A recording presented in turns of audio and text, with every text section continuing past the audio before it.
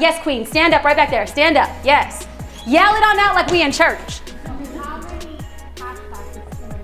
How many hashtags is too many hashtags? Wonderful question. And Instagram has come out and said, yes, please use all 30 hashtags. You can leave them in the comments or you can leave it in the caption. It does not make a difference. It would be so imperative for you to use hashtags that, number one, aren't repeatable in every single one of your posts, and two, pertain to the thing that's in the photo itself. I've read studies that Instagram is investing heavily into facial and object recognition in photos so that they're going to start bumping down photos that do not have hashtag Kim Kardashian if Kim ain't in the photo. Okay, you want to make sure that you're segmenting hashtags all pertain to the thing that's in the photo. So I personally I'm a web designer and do branding, but I also do business coaching. So sometimes on Instagram I feel overwhelmed and then I'm kind of doing mixed messaging. Yes. Because I'm trying to talk about coaching, yes, entrepreneuring and advice. But then of your revenue stream, how much percentage-wise of your revenue is brought in through graphic design versus your coaching? It's going to be more on the coaching than the web design. Is that where you want it to go? Yes. Perfect. 80% of your content should be about the coaching you provide, and 20% of the content can be about whatever the heck you dang well please.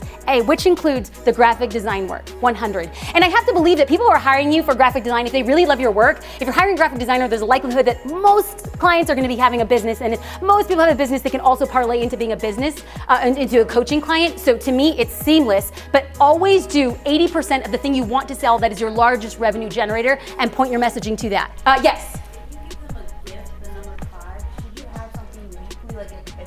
I love this. The question is, when you give them a freebie, or when you give them their freebie, what kind of follow-up sequence do you have? Now, in digital marketing strategy, this is called a cold list and a warm list. Average open rate for emails is industry-wide more or less 20%.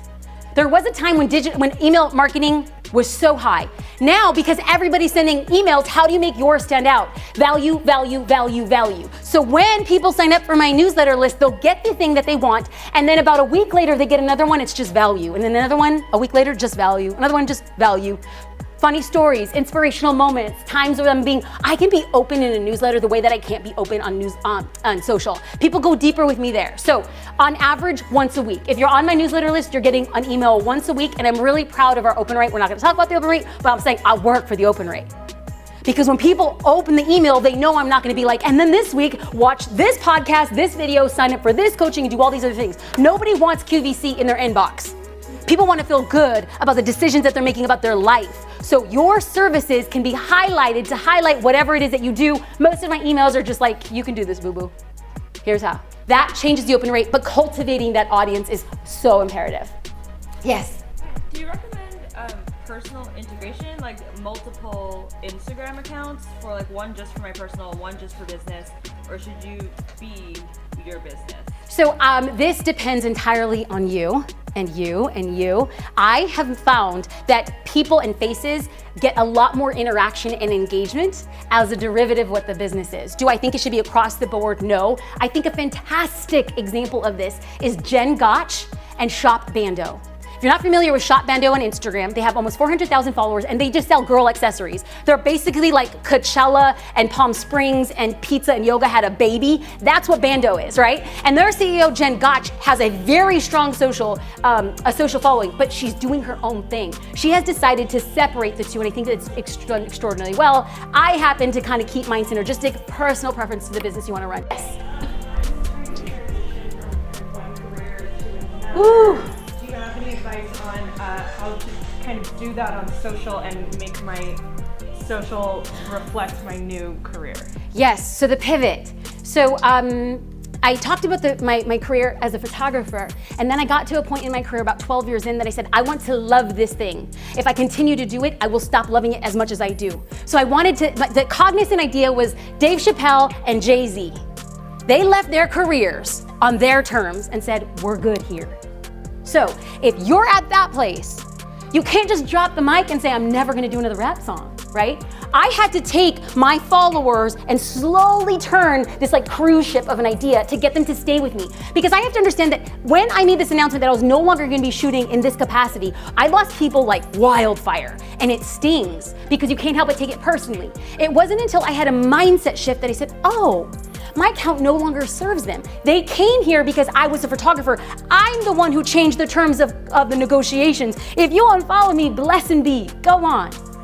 And so I had this my husband is my business partner, and I kept on saying to myself every day, burn the list, burn the list, burn the list. And like a phoenix, we will rise only with the people who want to be here at this party. Burn the list, but with strategy. So I was posting, hypothetically, 7 days a week of all photography stuff. And then one day out of the 7, for a month, I introduced a different topic.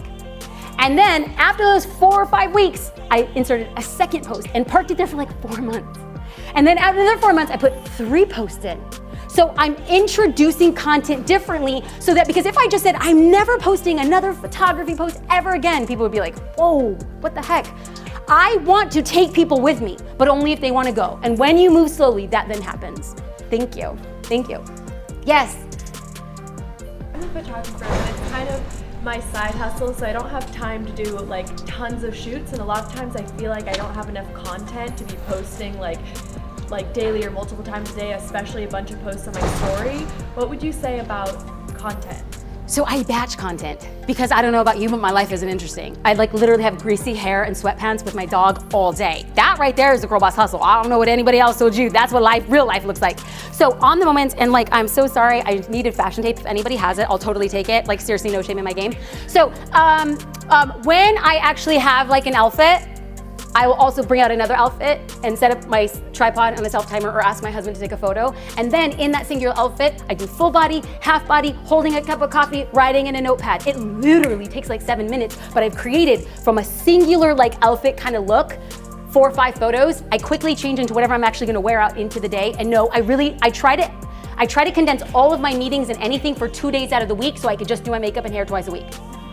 True story, but it's about being consistent, right? And so I'll just put on different outfits, do different things, create content in a singular batch. And now if you go back and you look at my Instagram, you'll see hand photos, coffee photos. I get whatever I'm working on. I create a batch, and then I have a library, and then I just pull from them when I need it. And there's no shame in the iPhone game.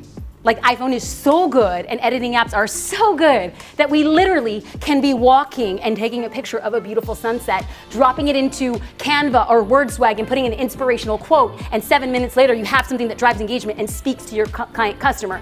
My dad raised me to believe that we will find excuses as to why we can't do something or reasons why it will work. So my advice to you is to batch content as much as possible, and when you are out on shoots, to be shooting other things ancillary to the shoot. A cool wall, people hanging out in a pub, a funny street sign, content, content, content.